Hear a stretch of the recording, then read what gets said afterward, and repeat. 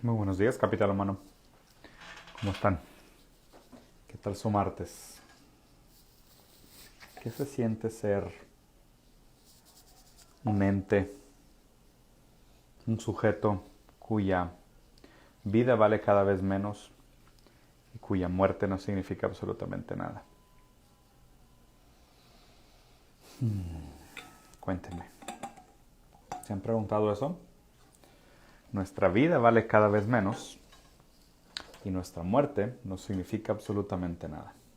¿Cómo están? Muy buenos días. Lázaro, compa, ¿cuánto tiempo? Mauricio, Iván, ¿cómo están? Un cafecito para tolerar la existencia. Sí, vamos a platicar sobre Colombia y vamos a platicar también sobre lo que sucedió en México. Entonces empecemos de una vez, vamos a ver qué está pasando con el mundo. Hola Ashley, ya quiero que salga nuestro capítulo de Se Regalan Dudas, va a estar buenísimo. Vamos a ver pues un poquito lo que está pasando en el mundo. Para empezar, COVID sigue siendo el rey de la viralidad, sigue teniendo muchos números. Vean estos números: 2.430.000, 217.000, 1.800.000, 153 millones. Me encantan los números, sobre todo cuando están vinculados al sufrimiento ajeno, anónimo y a la muerte. Son cifras increíbles, datos, números, fallecidos, sospechosos, curados, contagios, muertes, asesinatos, atentados, terroristas, muertes, más muertes. Hay que proyectar el número de muertes. ¿Por qué no proyectamos el número de muertes? ¿Cuántas muertes habrán a ver? ¿Cuánta gente murió? ¿Cuánta gente está muriendo? 23 muertos en el metro de México que se cayó por negligencia. Vamos a platicarlo rapidito, porque la verdad es que sí fue un tema medio complejo. Mira, no funciona el link, qué interesante. Bueno, ayer en México hubo un accidente terrible, la verdad es que una lástima, un pésame a las familias. Van 23 personas muertas porque en un tramo del metro de la Ciudad de México, un metro que iba pasando colapsó sobre sí mismo, se rompió el puente y murieron varias personas, muchas personas quedaron heridas y demás, ¿no? Todavía se está investigando el caso. Pero a grandes rasgos lo que pasó es que después del sismo del 2017, después del terremoto del 2017, quedó con fallas estructurales, lo cual comprometió la infraestructura y pues invariablemente colapsó y mucha gente murió, ¿no? ¿A qué se debe todo esto? Digo, primero que nada, quiero que noten que este es un metro volado, ¿no? O sea, no es un metro subterráneo. ¿Saben por qué? Porque los metros subterráneos son muchos más caros de implementar que los metros volados. Entonces, pues digo, ya desde ahí había una lógica de ahorro de dinero. O sea, hagámoslo volado porque es más barato que tener un metro abajo, ¿no? Y alguien probablemente dijo, sí, pero son más baratos, pero pues también tienen un peligro mayor. Y alguien ha de haber dicho, bueno, ¿de qué estamos hablando? ¿Un accidente a cada 10 años por ahorrarnos no sé cuántos millones de dólares? Pues vale la pena, ¿no? O sea, es un buen ahorro. Sí, claro, es un buen ahorro, porque pues digo, las 23 personas que se murieron aquí son trabajadores de nivel socioeconómico bajo, el cual a nadie le importa. Entonces murieron y pues se volvieron parte de una tabla Excel donde alguien justificó la construcción de un metro volado contra un metro subterráneo porque es más barato. Además de eso, las políticas neoliberales de la reducción del Estado y el mal uso del presupuesto público y las políticas de austeridad llevaron a que pues, hubiera una recesión en el uso del presupuesto para el propio mantenimiento del metro, que esto es algo que es sabido y está abierto, ¿no? Desde el 2018 hasta el 2021 se ha usado menos del presupuesto público que se debería para el mantenimiento de estos metros, por más que mucha gente reportó que pues, este tema estaba complicado. Entonces, esto es un poquito del necrocapitalismo, el cual les vengo platicando desde hace mucho tiempo, ¿no? Se hacen contabilidades, se hacen tablas de Excel donde se miden el costo de vida humanas que puede generar el ahorro y se toma decisiones en nombre del ahorro a costa de vidas humanas porque pues, es mejor el dinero inmediato que las muertes a futuro y eso se trata el capitalismo, ¿no? El sufrimiento ajeno. Un poquito en RT y voy a revisar nada más un par de cosas para poder llegar a la noticia de Colombia. Primero que nada, Estados Unidos empieza a hacer una serie de alianzas estratégicas y movimientos políticos estratégicos para detener el supuesto ascenso de China a la hegemonía global, lo cual ya les había comentado, me parece inevitable. Si de por sí me parece que China ya tiene una hegemonía global en el sentido tecnológico, en el sentido de desarrollo, en el sentido político, en el sentido económico también. Probablemente las pocas guerras grandes que les quede por ganar es sacarle la vuelta al SWIFT, como esta última táctica imperialista americana de mantener el mundo bajo un dominio americano. Pero prácticamente esto es algo que tienen que aceptar, ¿no? Y yo creo que poco a poco lo vamos a ir como digiriendo y aceptando de que sí, la promesa americana no solo falló en muchos sentidos, sino que fue sumamente nefasta y dañina para el mundo en general durante una serie de décadas. Y nos toca un cambio, nos toca cambiar un poco de postura ideológica, nos toca ver el mundo de otra manera y la verdad es que creo que algo bueno va a salir de esto. Sí me preocupa un poco cómo salga Colombia, perdón, cómo salga Estados Unidos de esto, pero pues es inevitable que se dé el asunto, ¿no? Por otro lado, qué rara noticia, digo, por si alguien no lo sabía, pues es obvio que Bill Gates no nos va a salvar del COVID, ni acabar con las noticias falsas, ni salvar el medio ambiente, porque pues no les conviene. O sea, no sé si vieron la noticia, pero pues Bill Gates ya es más rico ahorita de lo que era cuando estaba en Microsoft. Se volvió el mayor dueño de tierras agrícolas de todo Estados Unidos. Ganó una fortuna con el manejo de las vacunas durante la pandemia.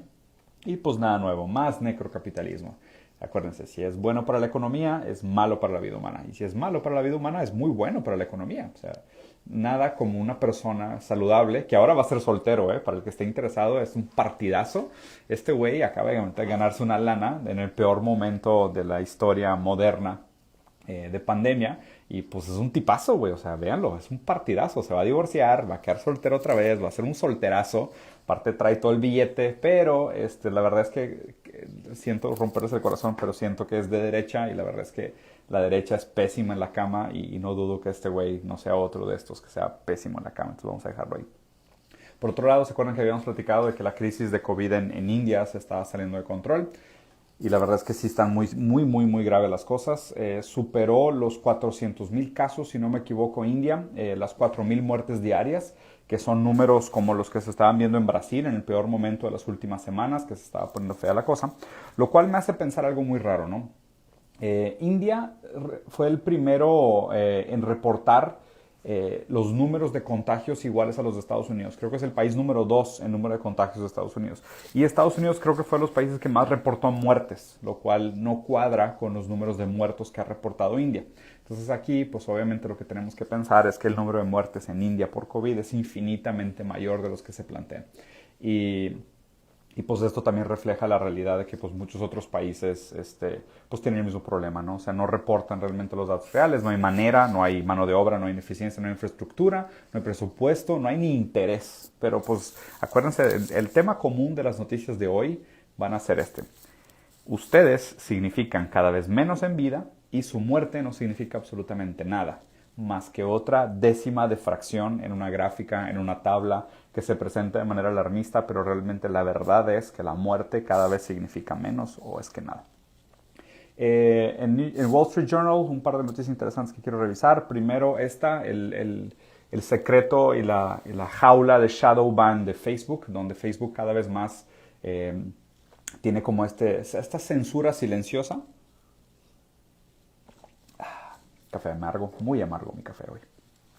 Tiene como esta jaula silenciosa donde mete a la gente que habla de cosas que no les gustan. De hecho, me avisaron que desde ayer mi contenido en Instagram está como contenido sensible, lo cual entiendo, porque pues digo, he visto cómo la gente se ofende con las cosas que digo, entonces supongo que existe por lo menos un vínculo sensible entre la gente que ve lo que hago y las cosas que digo. No sé si mi contenido sea sensible o que la gente que lo ve es sensible, pero pues hay algo de sensibilidad definitivamente, ¿no? Y no me sorprendió ver esta noticia donde cada vez más algunas notas y cosas son puestas como en el limbo de Facebook. Como por ejemplo, una persona que publicó un artículo sobre la deuda educativa en Estados Unidos. Y pues pudieras decir que, oye, pues ¿por qué te van a shadowbanear o mutear por hacer algo de este tipo en Estados Unidos, ¿no? Pero pues digo, algún interés deben de tener. Y para esto lean Manufacturing Consent de Noam Chomsky, de cómo realmente el mundo de las noticias, el mundo de los medios, es más que nada una maquinaria que perpetúa el poder hegemónico del dinero y claro, de la hegemonía capitalista, del valor como un fin en sí mismo y hace todo más allá, ¿no? Por otro lado, Biden está levantando bastantes dudas y la verdad es que me da bastante gusto lo que está haciendo. Al contrario de lo que está pasando en Colombia, de hecho, Biden está pasando unas propuestas para incrementar el corporate tax, o sea, los impuestos a las empresas y a las grandes riquezas, y irse sobre la acumulación de capital que hay en el pico de la pirámide, ¿no? Para soportar su plan de desarrollo infraestructural de los próximos 15 años. Lo cual, pues, suena bastante bien. O sea, sinceramente no sé qué está pasando aquí, pero pues suena bastante bien.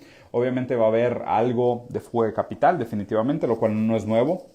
La gran mayoría de las empresas americanas ya estaban huyendo a China y a India para hacer evasión fiscal en otros lugares. Aquí Biden lo que está diciendo es de que pues, bueno, pues tiene que haber una coherencia, ¿no? Entre el estilo de vida que se presenta como el americano y la manera como hay una participación ciudadana, económica, fiscal de los participantes de la comunidad americana. Lo cual es por lo menos lógico, ¿eh? O sea, acuérdense que, o sea, para que la existencia de un mercado presupone una sociedad funcional.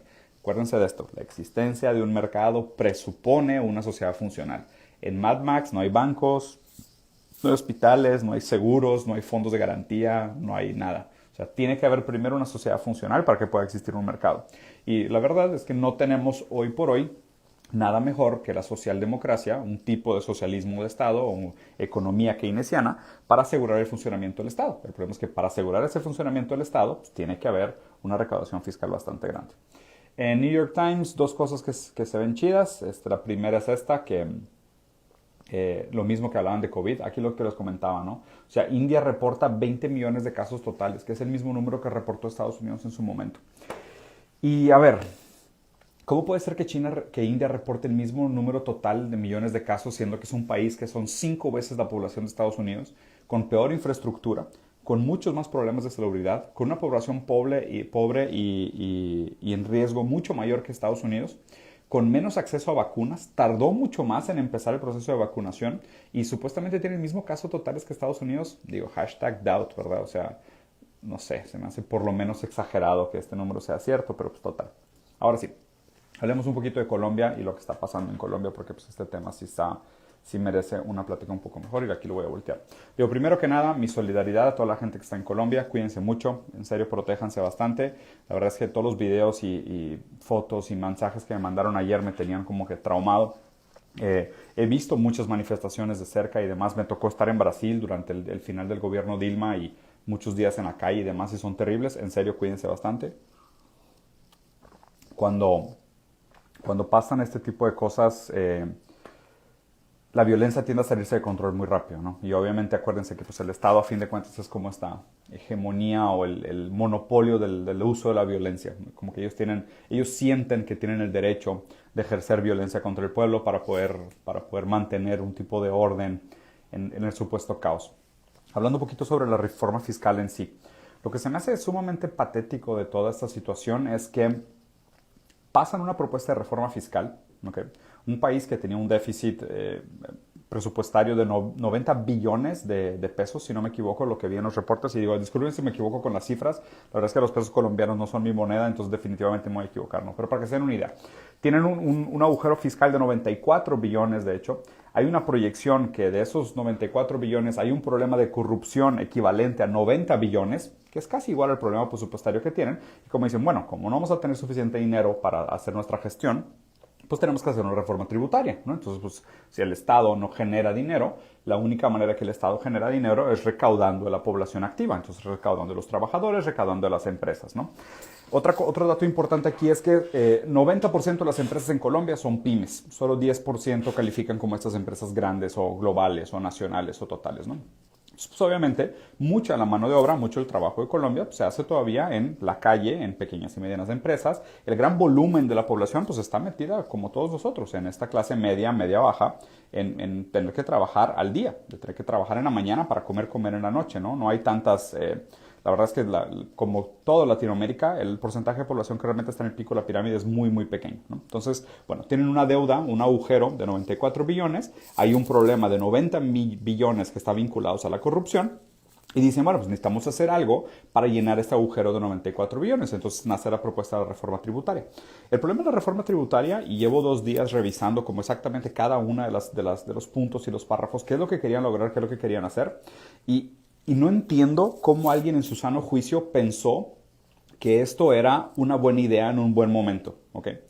O sea, a ver, solo durante la pandemia Colombia tuvo 9.3 nuevos millones de pobres, ¿ok? 9.3 millones de nuevos pobres en Colombia durante la pandemia. Creo que 42% de la población de Colombia está considerada como abajo nivel socioeconómico medio bajo, o sea, en pobreza. Ok, y aún así es la economía número 8 de América Latina, lo cual me habla de que, pues, digo, qué complicado, ¿no? Y sin entrar demasiado a detalle de qué han hecho todos los gobiernos pasados, a grandes rasgos, lo que se ha hecho en América Latina ha sido populismo de centro derecha. O sea, sinceramente, hay muy pocos gobiernos de izquierda que hicieron algo, hay algunos casos aislados donde se pudo hacer algo, pero a grandes rasgos lo que se hizo fue esto, fue precarización del Estado, financiamiento estatal, o sea, el Estado se endeuda para crecer las pocas empresas que son rentables y a fin de cuentas es la desaparición de las clases medias. Okay. Esta reforma tributaria venía a ponerle el último clavo en el ataúd de la clase media colombiana. O sea, esto es la lectura que yo tengo de lo que iban a hacer de la reforma tributaria, ¿no? Y ya tengo tiempo diciéndoles esto. El modelo neoliberal que se viene aplicando en los años 70 para acá es el mayor mecanismo de transferencia de riqueza de la historia, de los pobres a los ricos. Es quitarle poquito a todos los pobres para que suba la pirámide y se quede en las manos de los ricos, de los que son los que tienen monopolio de los medios de producción, los terratenientes, los que ya tienen grandes acúmulos de capital, los que ya tienen el poder para negociar. Entonces, la economía neoliberal lo que hace es eso, hace que el dinero suba. Le quita poquito a todos los pobres para ir subiendo al nivel de la pirámide. Entonces, lo que tendía, o lo único que podía pasar era pues, un endeudamiento de la clase baja, desaparición de la clase media y un endeudamiento estatal. ¿Okay? Acuérdense de estos datos que son tenebrosos. En países como México, 50% de la recaudación fiscal se usa para pagar los intereses de la deuda del Estado. Y pues digo, no creo que sea muy diferente en Colombia. Si alguien tiene los datos exactos y los quiera poner, pues pónganlos. Pero pues no creo que sea demasiado diferente en Colombia. Es a grandes rasgos, el Estado se endeuda para financiar el funcionamiento de la sociedad, saca a las empresas grandes cuando están en quiebra, hace grandes inyecciones de capital, a grandes rasgos el Estado es el que hace las grandes contrataciones de construcción de infraestructura, enriquecen estas empresas y dejan el Estado en un estado precario, ¿no? O sea, al Estado en un estado precario, valga la redundancia.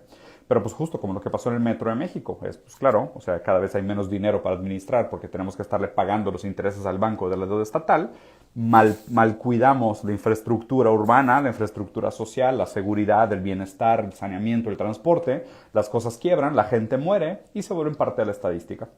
Entonces alguien pensó que era una muy buena idea en Colombia para decir, bueno, pues el Estado está colapsado, hay 9 millones de nuevos pobres, la gente está en situaciones precarias, vamos a subir los impuestos. Y digo, y qué raro, ¿no? Porque la economía colombiana creció 3% durante la pandemia, pero el sector financiero colombiano creció 30% durante la pandemia. Qué interesante dato, ¿no? La economía colombiana creció 3% durante la pandemia, pero el sector financiero creció 30% durante la pandemia. Necrocapitalismo. Si es malo para la gente, es bueno para la economía. Si es bueno para la economía, es malo para la gente.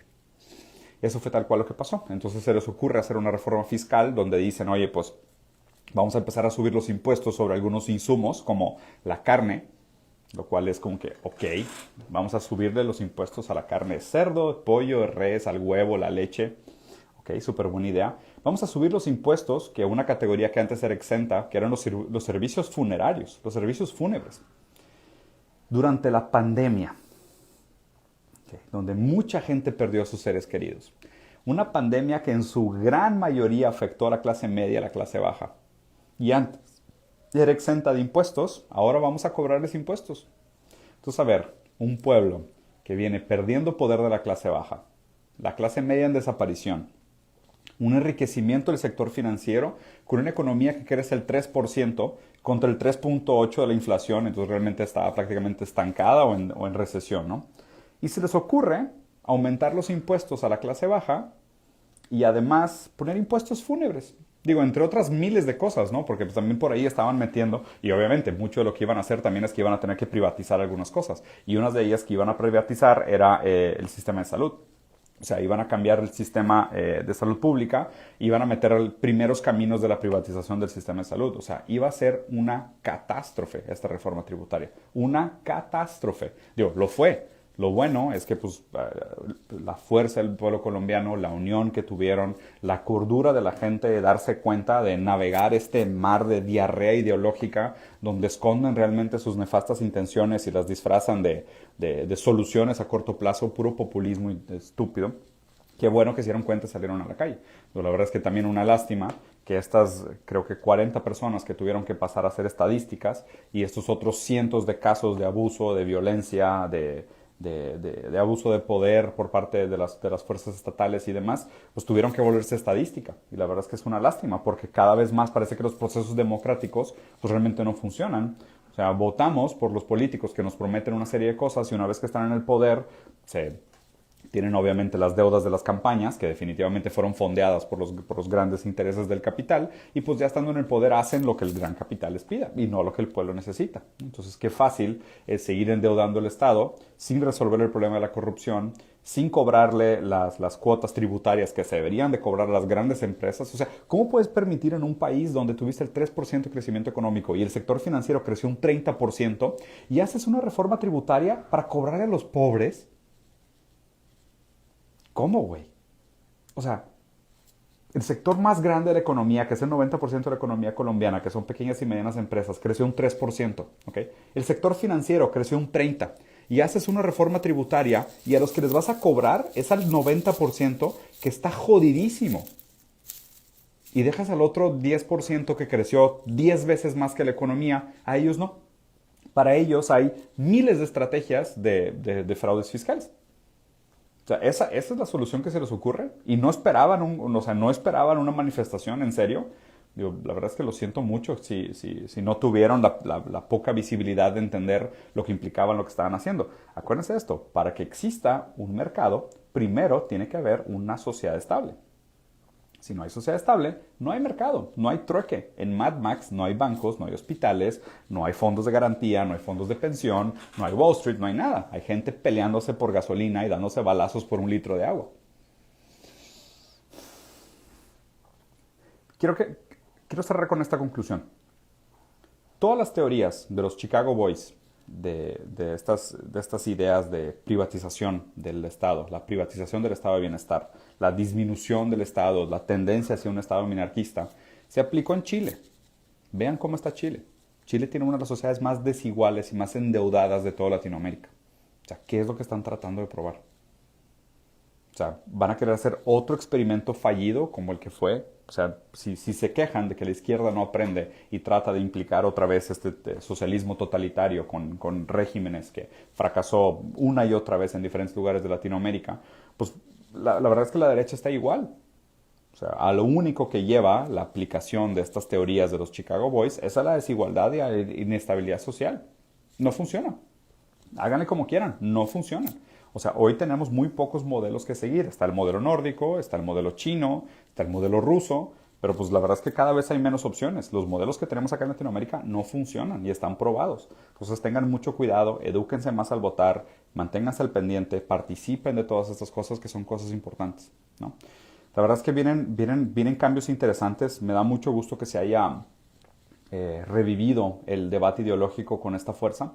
Me parece importante que la gente participe nuevamente del debate ideológico y estamos en muchos sentidos en la situación tan precaria en la que estamos porque durante mucho tiempo en la mesa no se hablaba ni de política ni de religión. Y creo que es hora otra vez de participar de estos debates, participar de la democracia, entender el efecto que tienen en nuestras vidas y el efecto que tiene sobre nuestro futuro. Porque justo el problema que les comentaba, cada vez más me preocupa la banalización de la muerte. O sea, realmente donde una muerte más, una muerte menos, no tiene ningún sentido. Es otro punto más en una gráfica, otra décima en una estadística, otro descuento en un Excel, otro ahorro, ¿no? Porque la muerte no es productiva. Y en una sociedad donde la única lógica que se acepta es la lógica de la productividad, los muertos no producen. Y pasamos de ser una sociedad que tenía la iglesia y el cementerio en el centro de las ciudades, y ahora los cementerios están en las esquinas, en las orillas, donde nadie los pela. Y los muertos han pasado de moda, y la muerte no significa nada en la sociedad. Uno muere y pierde cualquier sentido social porque ya no produce nada. La muerte no produce absolutamente nada. Solo los vivos producen. Y en una sociedad donde la productividad es la lógica máxima, todo aquello que no sea productivo no tiene valor. Entonces, díganme ustedes qué se siente ser parte de una sociedad donde la vida vale cada vez menos y la muerte no significa nada. Cuídense mucho allá afuera. Que tengan bonito martes. Los quiero, capitán humano. Adiós.